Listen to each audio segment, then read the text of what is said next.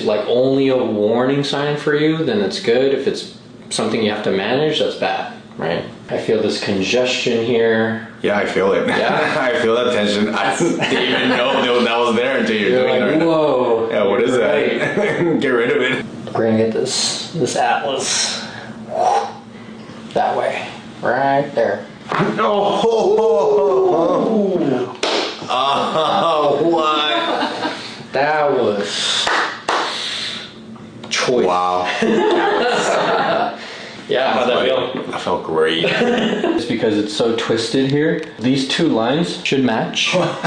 Wow. Your right side is really high up like this. Yeah. And then your left side is really rotated like this. Oh, wow. Not only that, your C2 looks like it's getting pulled over this way. Posture and the musculature is what pulls all of this to certain directions. Sure. So, of course, when this is all twisted, your body's not going to work at 100%. Right. Right? Yeah. So you're always going to be at a deficit.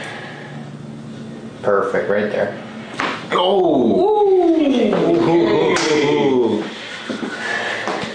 Wow. Chakra unlocked. Oh, wow.